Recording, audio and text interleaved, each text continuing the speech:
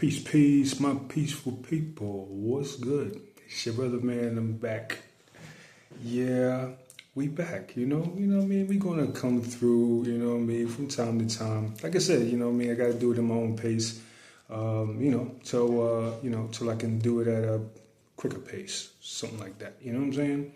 All right, so we are now to jump right in, all right, and not waste too much time. We are at Hexagram 14. This is the hexagram of possession in great measure. This is a great hexagram. I love this hexagram. Everybody who gets this hexagram, they love to see this one. This one is one that predicts a certain amount of an influx, either not necessarily an influx, but it could be. But basically, possession in great measure, just like what it says. This predicts that, or speaks on something that you might be in possession of. Now, you have to be careful though, because, again, there's no good or bad hexagrams. The I Ching could actually use this hexagram to speak on a negative reality, like such of, possession even, you know what I mean? Depending on what lines you get and what it turns into. You know what I mean? You could be dealing with possession in great measure that's not so fun. You know what I'm saying? But, let's not talk negative about things, all right? All right, so let's jump right in, all right? We are in the we are in the I Ching Transcripts by Shechem RUNA, right? Y'all can flip that, see what that looks like. But this is a lecture series done on the 64 hexagrams of the I Ching. All right, so here we go. All right, to Shechem. Much more can be said about this hexagram. It will come. Okay, he's talking about the last guy. Okay, here we go. The next hexagram is the 14th hexagram. Ta Yu, possession in great measure. Possession in great measure was the answer long ago as given. Possession in great measure was the answer long ago given as the embodiment of the Asar-set society. This is one of the reasons for getting into this hexagram at this time. It is also what the oracles means to you, right? What the oracles mean to you, right? You have an oracle. It's crazy in today's society that most people are under the, spells of the religions that we were given, which told us that oracles was a bad thing, that, there's no direct way to connect with God. Some people are very much into that and they're stuck on that. And it's really not true. You can speak directly to God. And this is what makes the oracles possession in great measure, right? But he's going to speak on it. Let me shut up. All right, here we go. When you use the oracles, you have Ta Yu. Okay. First, we dealt with the 42nd and the 48th, which show you what the oracles is about. The 50th hexagram shows you the superstructure.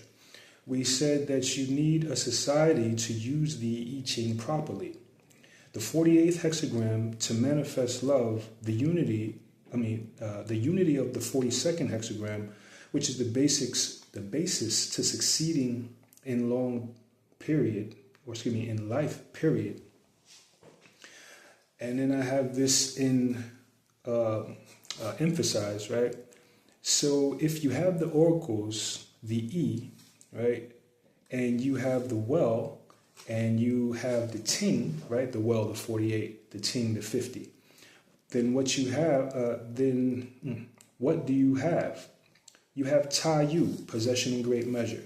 You have Yi, you have the Asar-set society, the well. You have the Ting, the Asar-set society also. The Ting is the great cooking pot for the juju, right? That was used to nourish the priesthood, right? So it's like the magical juju given to the folks, right? So what you have is possession in great measure. Ta Yu should correctly be called potential of possessions in great measure. Okay. All right. I want to correct some misunderstandings that have gone around in society. Some people have said to others that the 14th hexagram, possession in great measure, means that it is relative, right? That it could mean that a person who has been in poverty never had more than $3,000, that it could mean, that it could mean that a person who has been in poverty never had more than $3,000, that it could mean that they are going to get $4,000 this year. So that is relative to what you had before. Or it could mean that it is spiritual coming to you, even though materially you could be devastated. We all know the saying that the phoenix rises out of the ashes. That is not possession in great measure. First of all, let us understand, let's dispel the nonsense of the gurus who come over here and say that to be spiritually enlightened, you must take a vow of poverty, and you must transcend your materialism for spiritual. And the image of the old guru or the old man who gives up his life at 42 and takes a loincloth and goes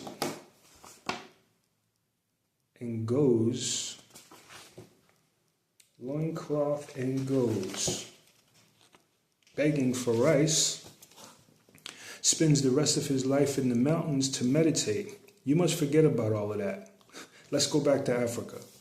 Spirituality is for the sake of living correctly and efficiently, effortlessly, especially in life.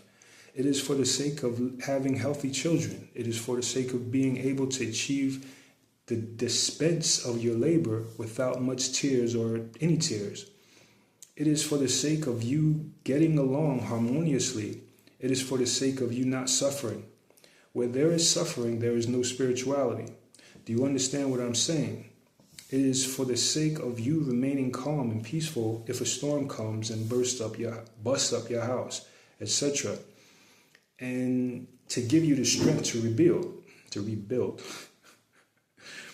That was that old down south coming out in me. That is what spirituality is for. The spiritual life is not opposed to the mundane. Therefore, there will be material success. It is not possession in great measure that where you have saviors walking around talking all of this stuff and the people are dying of sickness and poverty and famine and killing each other and warring. That is not possession in great measure because there is no wisdom there. If you study history of India, you'll find that with all of the so-called avowed wise men in India are supposed to have produced, the people in India live very, very bad and poor life. When the Chinese came and kicked the Tibetan lamas out of Tibet, the Tibetan lamas and priests were living in palaces while the people never heard of the Tibetan Book of the Dead. More people in America knew about the Tibetan Book of the Dead than the average Tibetan did. And when the average Tibetan was dying of tuberculosis because the cows they were getting milk from had tuberculosis, and they would go to the Tibetan monks would respond that this is your karma instead of how to clean up your cows. There was no wisdom at work.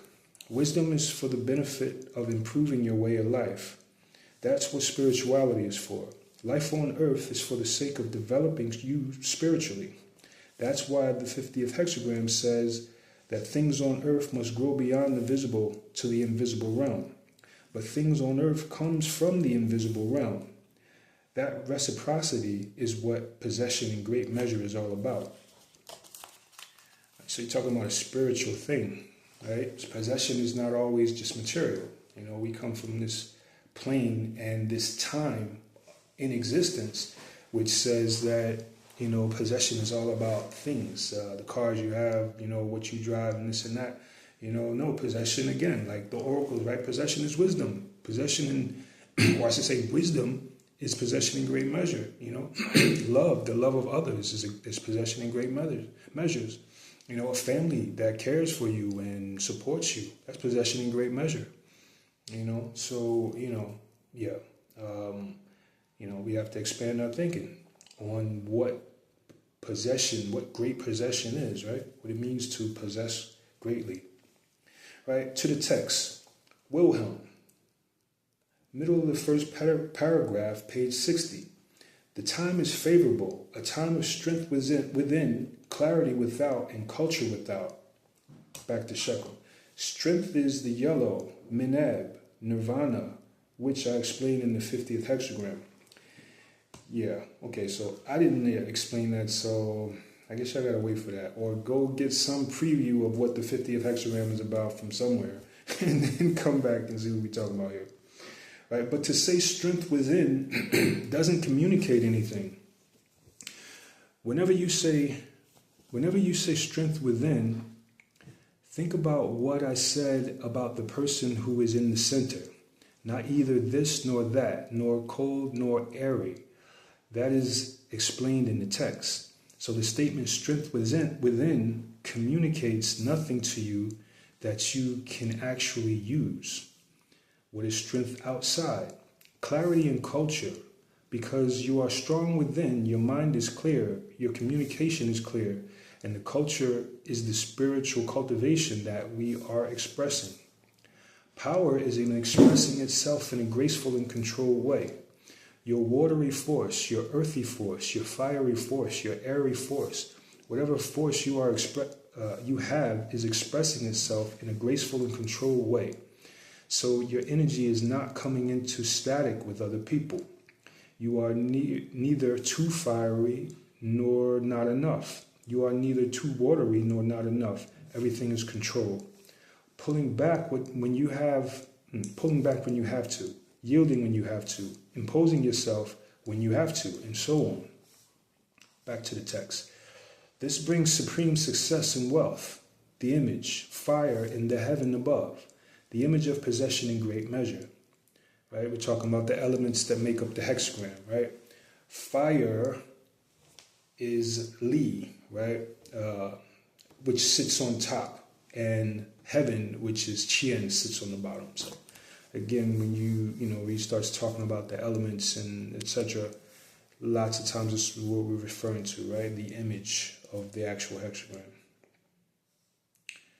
Right. Thus the superior man curbs evil and furthers good, and thereby obeys the benevolent will of heaven.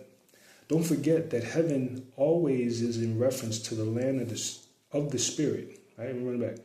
Don't forget that heaven always is a reference to the land of the spirit. Heaven is not the sky.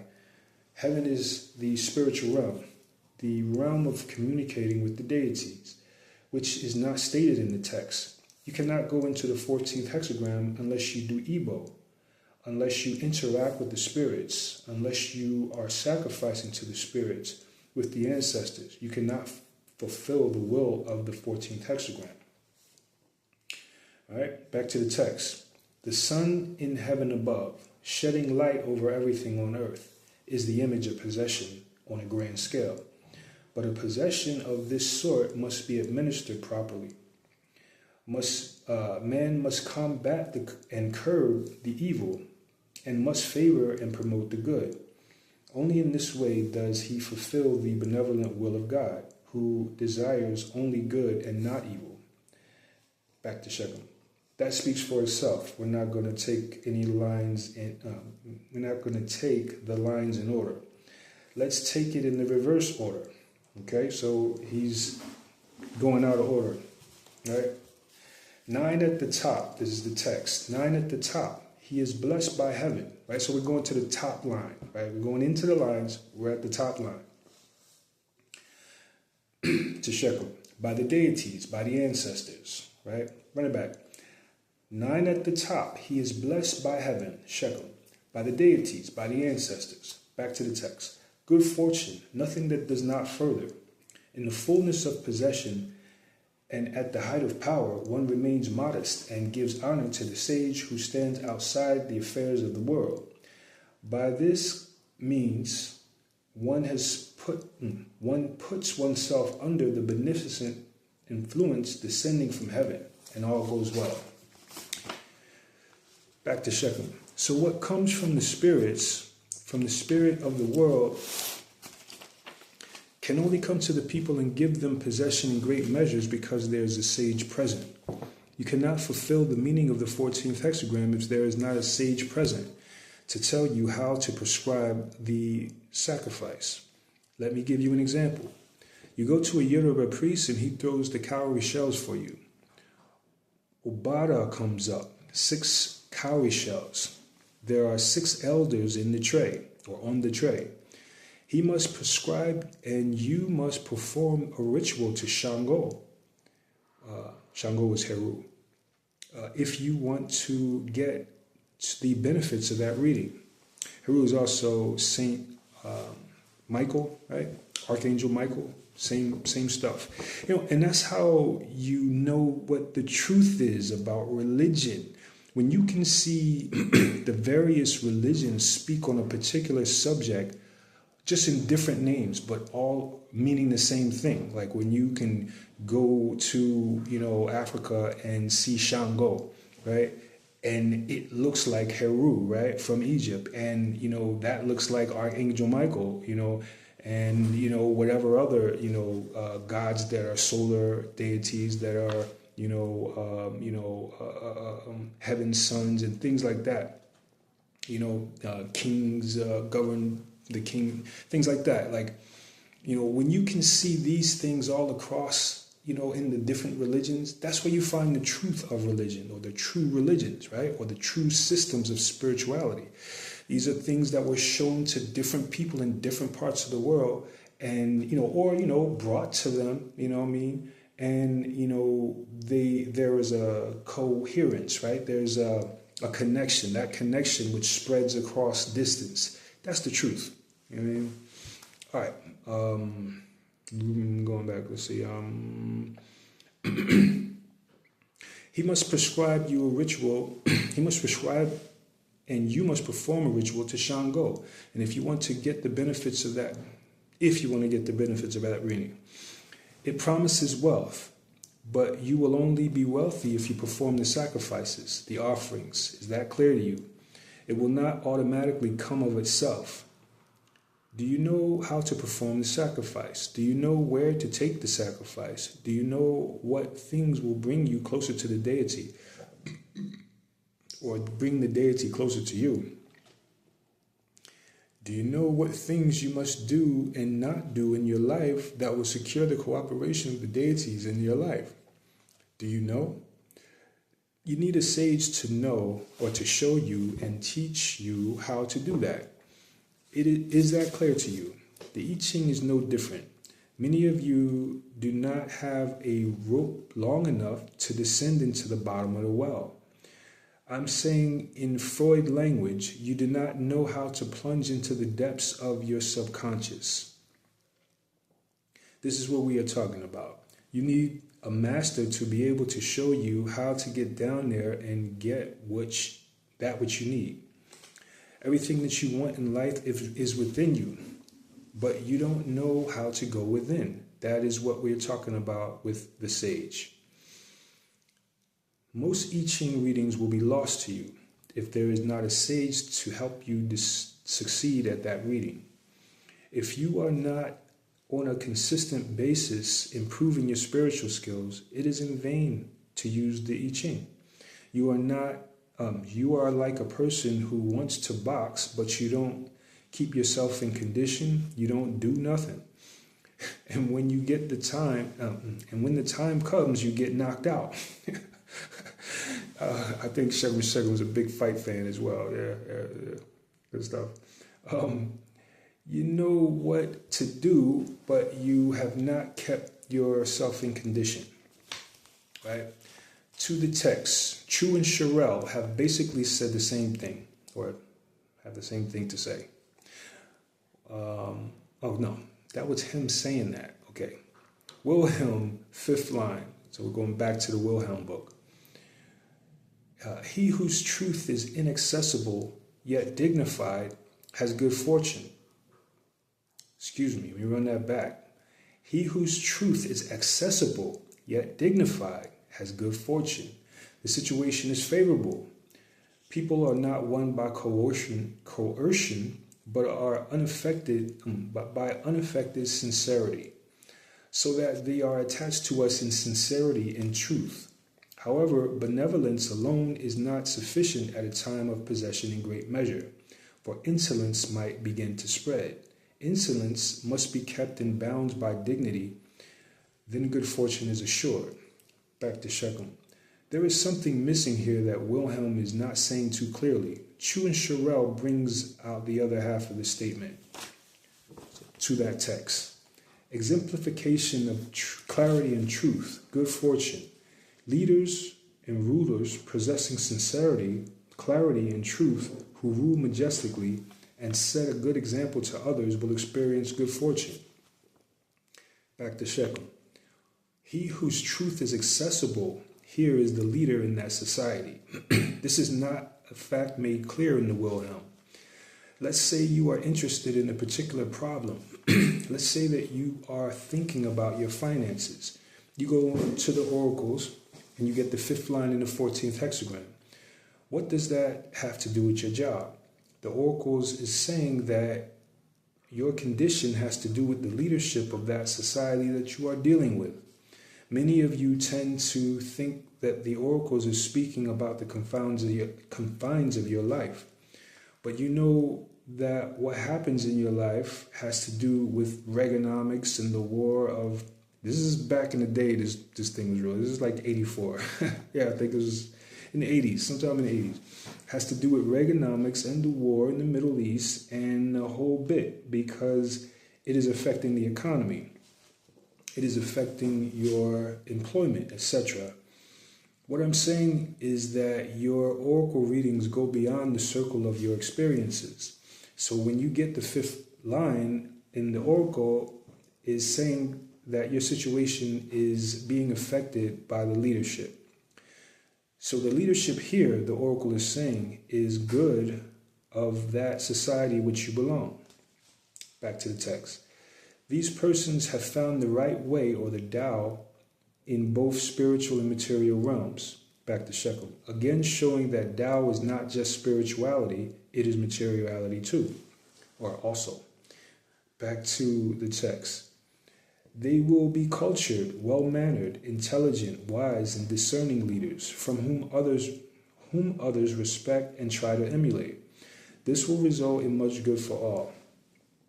Since this is a weak line in a strong position, not all persons will be successful, even though they will attempt to do that which is right.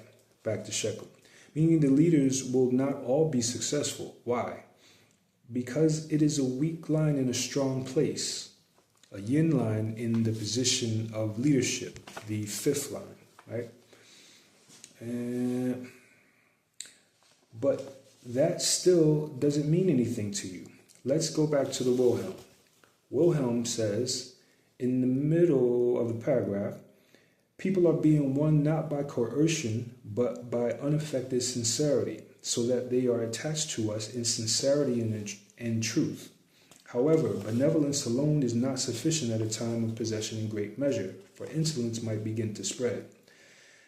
So back to So the weakness of the leader here, which later on turns out to be his greatest strength, is that the leader is not ruling through coercion. We are talking about possession in great measure as a situation where the leadership is trying to win the people out by appealing to that which within them can respond to truth, to sincerity. He is not saying behave yourself or I'll throw you in jail or I'll beat you up or I'll behead you. He is not appealing to your fears. The leader here is appealing to truth. He is appealing to your desires to want to live truth. He is appealing to the higher part of you, or that part of you which is aspiring to be elevated, which many will respond to and others will not. So since the leader is not beheading and throwing people in jail, etc., some people will become insolent. See how it all wraps around? That's a master teacher, actually. All right.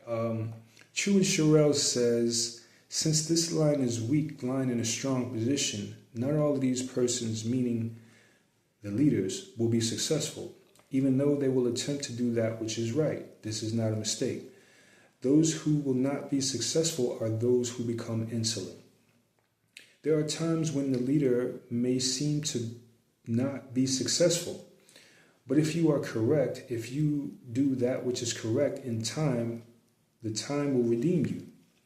So we find that for there to be possession in great measure for the people, there has to be a sage, a master of wisdom, who knows how to go to the spirits, to the supreme being, to the deities, to the ancestors, and say, let's get these good folks for the people, these good things for the people, right?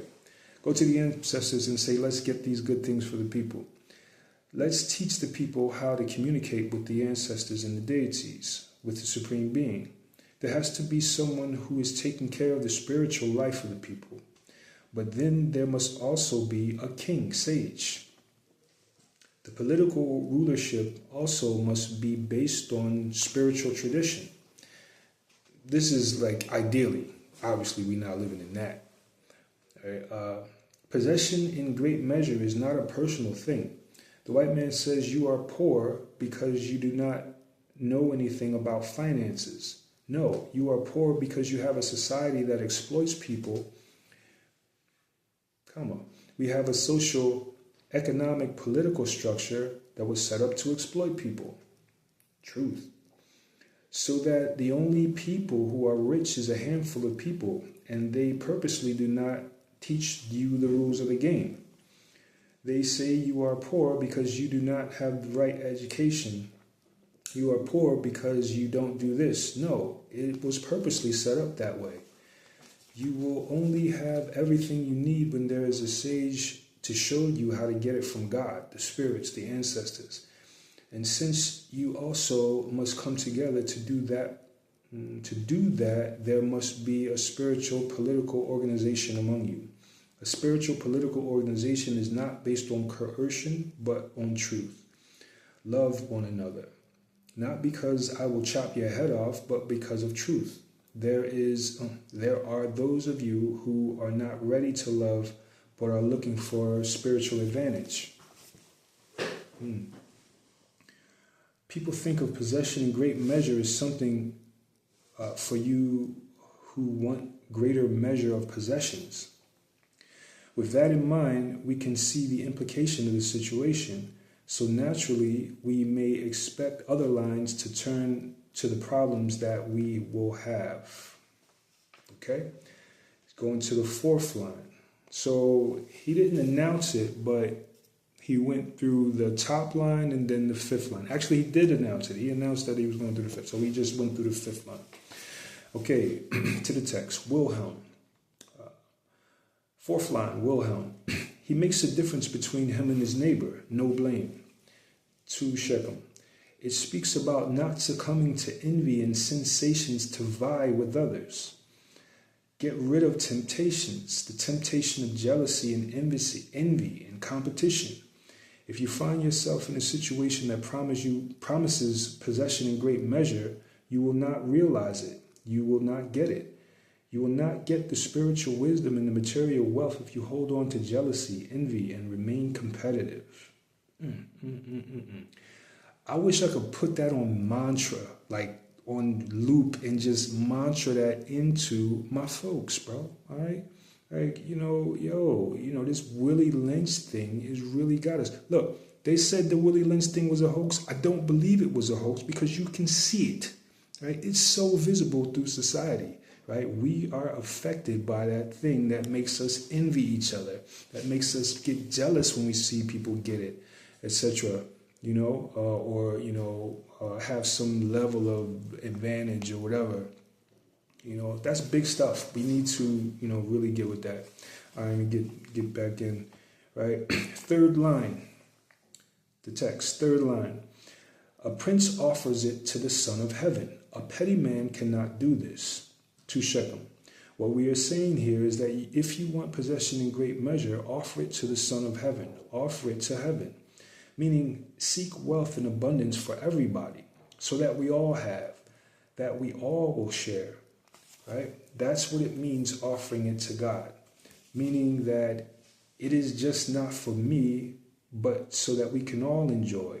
so that we may all have. To want possession in great measure and not have this outlook, the oracle is saying that you are harmed by possession in great measure. Some people are soiled by riches, spoiled, right? You walk around with a $200 shirt while people are starving in Nigeria, right? Enough said. To the text, 9 in the second hexagram. So he's going from the top to the bottom, right? A big wagon for loading. One may undertake something, no blame. This line means that people in this situation must become responsible.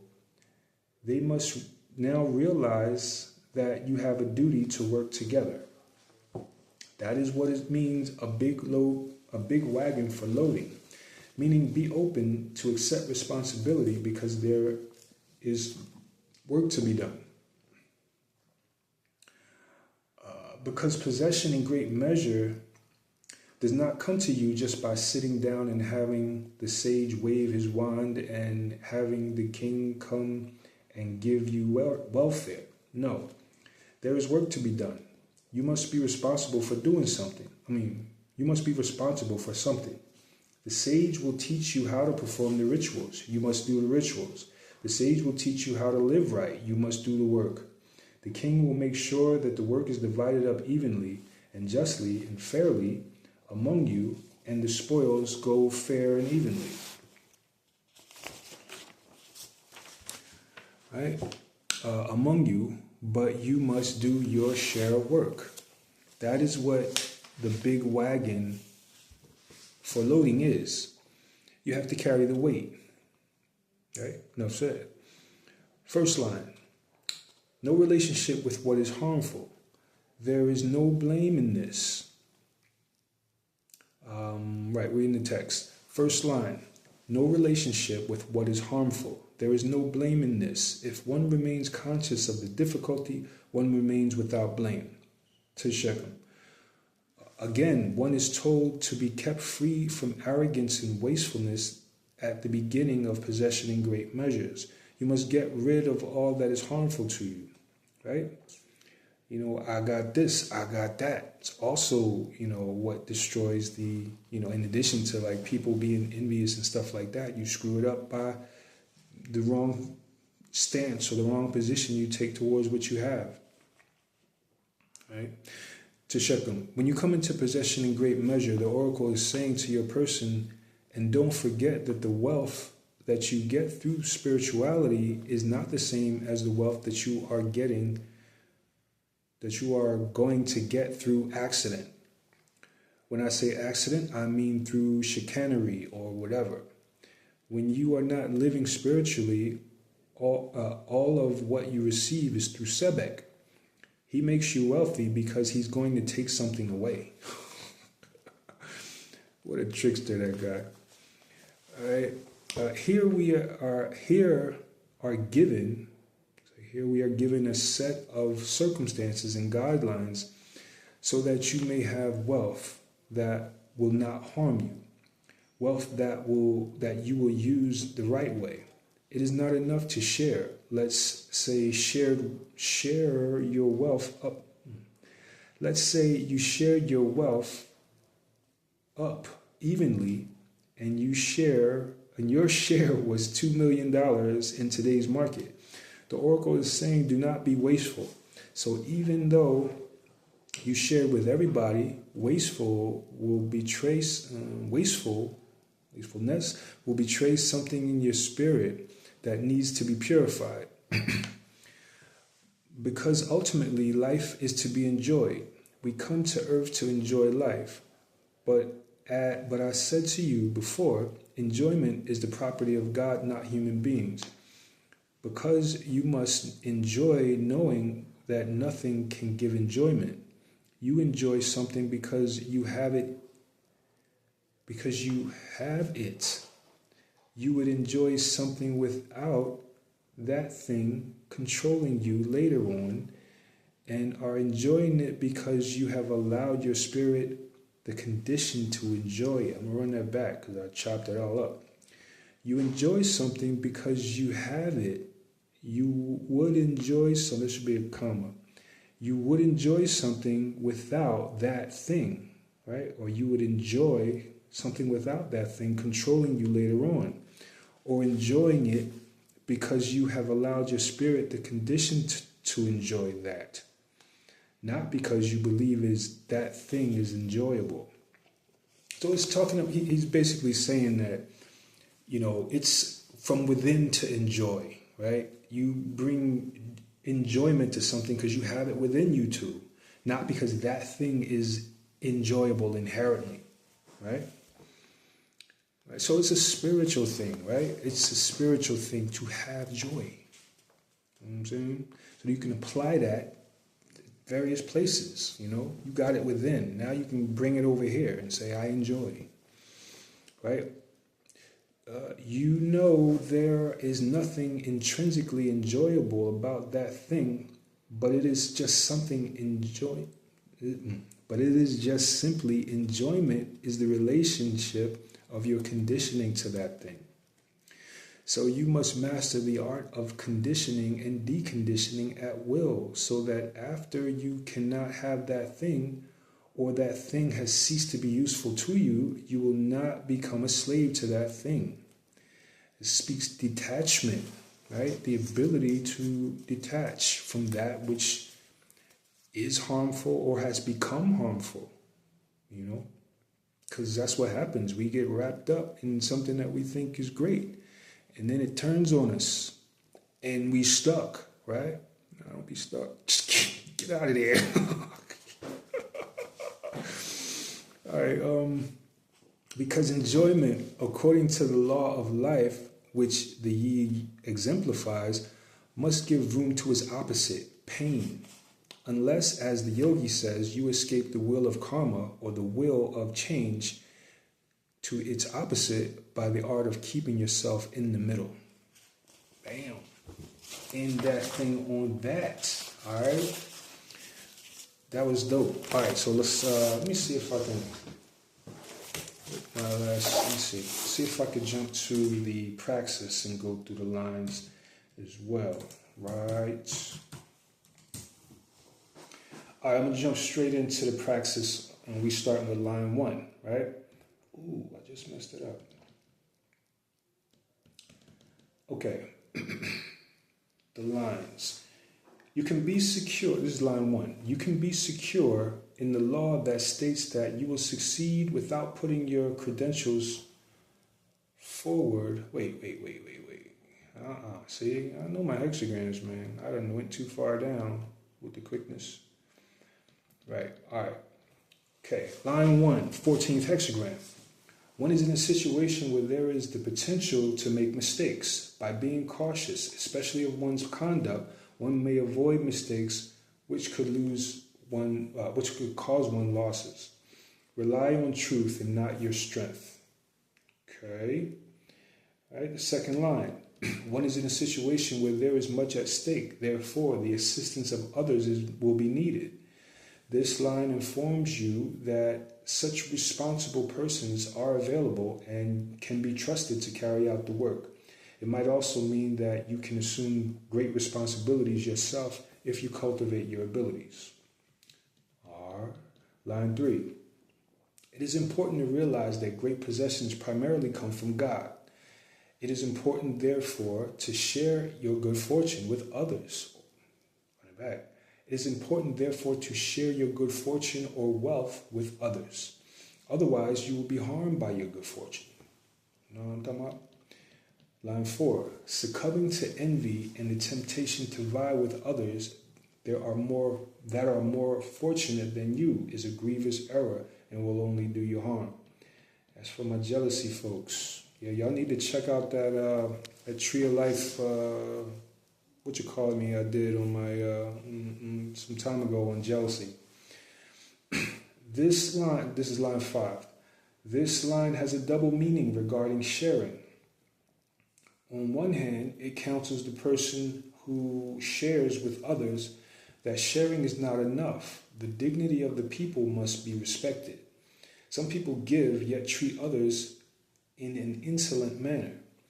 On the other hand, it cautions the giver.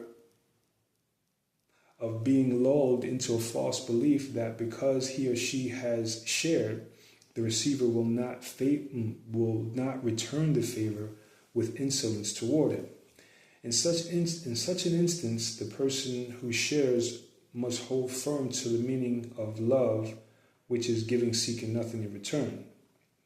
By extension, the line teaches that the best way to win others over is not through coercion, rather through truth and sincerity, which finds its highest expression in love.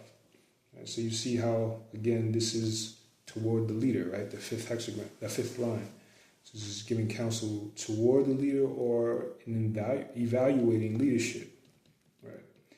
Line 6, when one has been blessed with possessions in great measure, health, wealth, true friends, etc., it is important to realize that it was made possible by the sages who shaped society into a cooperative that makes prosperity available or possible. Run that back. When one has been blessed with possession in great measure, health, wealth, true friends, etc., it is important to realize that it was made possible by the sages who helped shape society into a cooperative that makes prosperity possible. If there is a sage or enlightened leader in your midst, make sure you honor this person. God's love for man and its wisdom can only come into the world through the person of a sage. Real-ish, all right? Yeah, okay, yeah, man, I got it all in, right? So, bam, that is it, right? Possession in great measure. So, yeah, make sure you do in your readings and you are using this stuff, you know what I'm saying? Go into your meditations. This is meditative stuff, man. This is stuff that you sit there with your mind on a particular line, you know what I mean? And, and you let that inner voice of intuition, right? That inner Tehuti, break down those hexagrams and whatnot, right? All right, y'all, I'm going to end it there, and I will be back. All right, peace.